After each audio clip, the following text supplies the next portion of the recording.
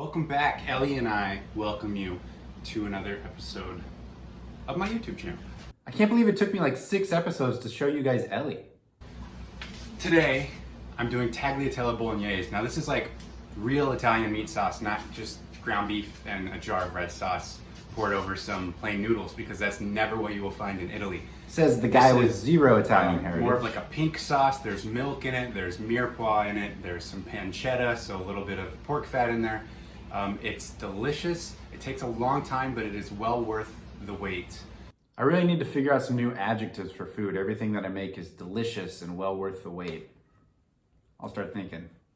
Once you make it like this, you will never make or probably eat regular ground beef red sauce ever again, because it sucks.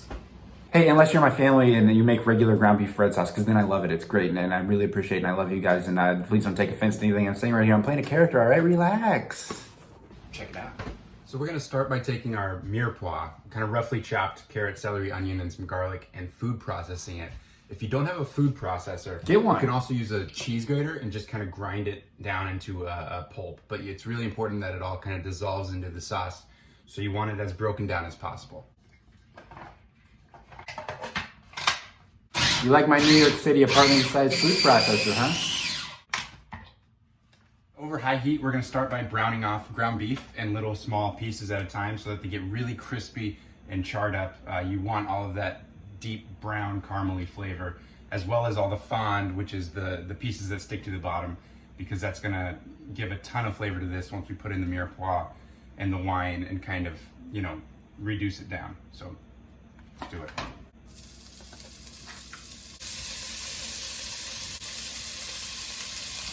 It's important not to overcrowd the pan. Also, you don't want the steam, you want it to really brown. So you're gonna have to do this in batches, and it won't be all the way cooked at this point. We're just getting some good color.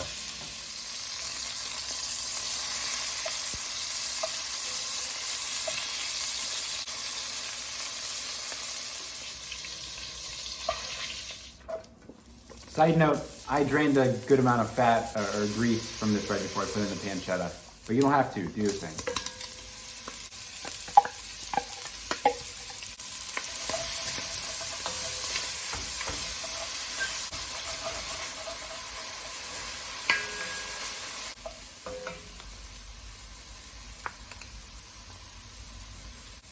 So when you're cooking with tomato paste, you always want to cook it out just a little bit for like a minute or two until it turns kind of a brick red, just to get that kind of metal, tangy flavor out and caramelize the flavors a little bit.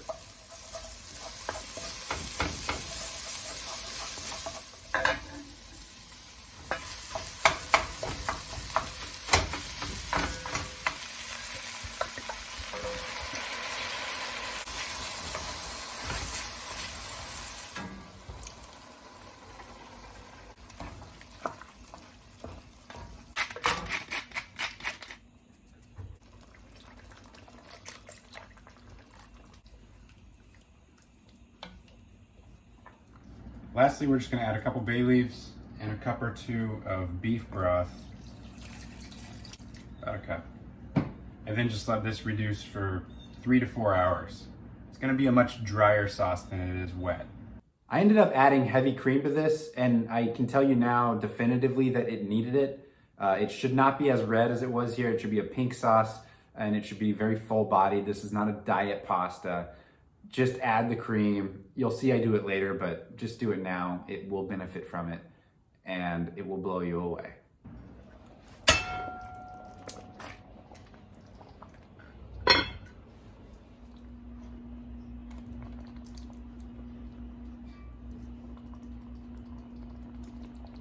All right, so it's done. I'm gonna make myself a single portion right here so you can see it. Drop some pasta, salt this water.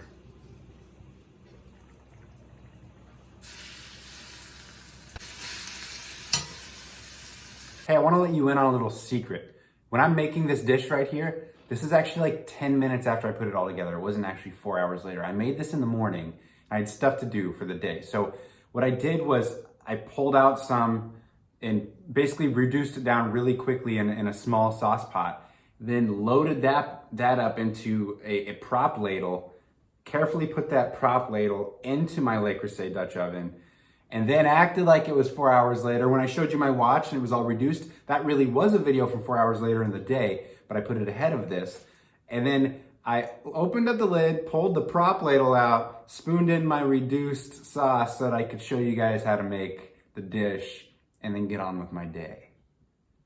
What other YouTube video is telling you guys this much? Huh? I'm letting you in on how the sausage is made here. All right? Pretty cool, huh? I'm pulling tricks on you, but I'm keeping you in the loop. I would never lie to you guys. I care about you. Back to it. All right, then we're gonna add some of the starchy, salty pasta water into this to kind of loosen it up, since this is kind of a tighter sauce.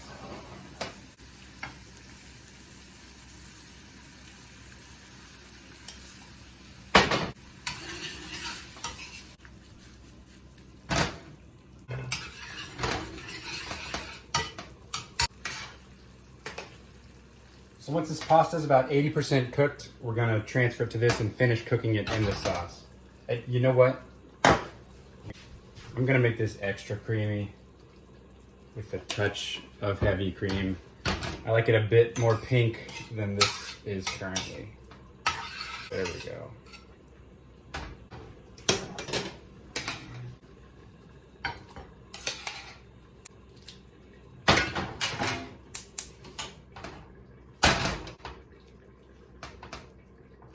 When you finish cooking the pasta in the sauce, the noodles actually absorb the flavor, and it's just a much, much better result. All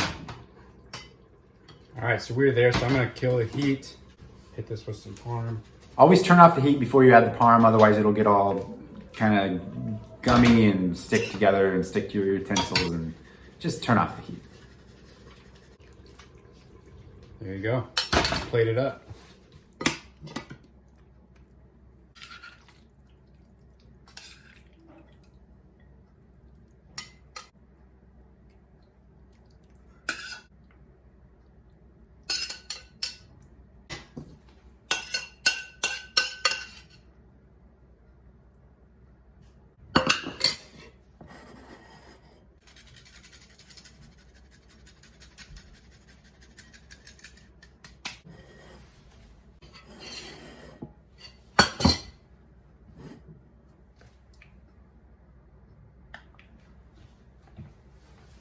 There it is, guys. It's delicious. It's a lengthy process, but it is completely worth it. This is a million times better than just like red sauce over some plain noodles.